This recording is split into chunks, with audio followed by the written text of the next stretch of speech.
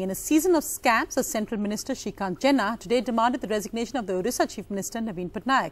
The Minister of State alleged a 4.5 lakh crore mining scam and now claims that the imposition of a massive fine, almost 68,000 crores today by the Odisha government on private-owned mining companies, is an admission of the scam. The scam, Mr Jena claims, is the illegal and the over-mining of iron ore by many mining companies for the last 8 years under Naveen Patnaik's government. However, the BJD has reacted sharply, saying that Mr Jena is frustrated because he wasn't promoted in the recent cabinet reshuffle. The ruling party of Odisha says the Justice Shah Commission is currently probing illegal mining allegations. So why accept Srikant Jena's demand for a CBI probe now, and that the fine is a sign of action by the Patnaik government? The timing, however, also of Mr Jena's revelations has surprised many, given that the Congress has refused to accept the CAG report in Colgate. Joining me this evening is a very angry Minister of State from Odisha, Srikant Jena, who says Naveen Patnaik, the Odisha Chief Minister, must resign. I'm also joined by Pinaki Mishra of the Biju Janata Dal. Mr Jena, you've asked the Odisha Chief Minister to resign. Many have asked, what is the direct evidence you have to ask for this? Actually, the evidence is Naveen Patnaik himself.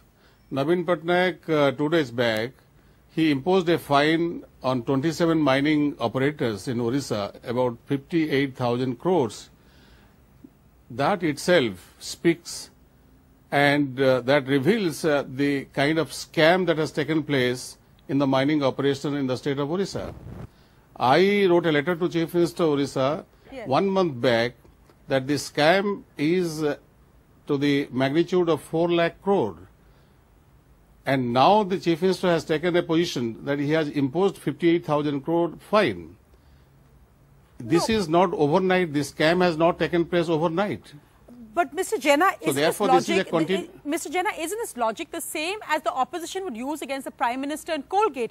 If you're saying presumably that Naveen Patnaik should take moral responsibility for the fact that private companies made undue benefits, that's the same logic the opposition has been using in asking the Prime Minister to resign for Colgate. No, look, the Colgate is a different story altogether. So far as the Colgate is concerned, Odisha government is directly involved in the coal scam. Because the Colgate scam, the Chief Minister of Odisha has recommended for the coal allocations. So that apart, but this is iron ore scam.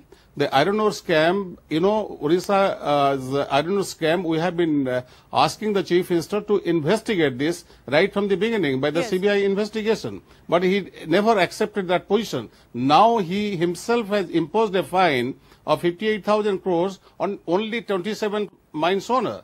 And there are about another 150 mines owner. The violation has taken place, the irregularities have taken place, the illegal loot has taken place. Let me just bring in, Therefore, I have demanded the resignation of the Chief Minister. To respond to some of that, the evidence Mr Jena says is the fact that this happened in the first place. It happened on Naveen Patnaik's watch. That's why he should resign. You know, Sonia, Mr Jena has every right to be angry. Indeed, all the Congress MPs from Odisha are very angry.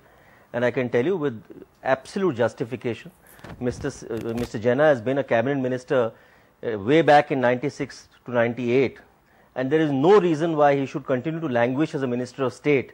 In the last reshuffle, everybody expected Mr Jena to be elevated to cabinet rank. There is no earthly reason that has not been done. Karnataka has 6 MPs, Odisha has 6 MPs, Karnataka has 6 ministers, Odisha has 1 minister. How is that relevant today? There is no question in my mind. I'll tell you. Mr Jena, as far as this is concerned, has no idea at all about what he's talking about.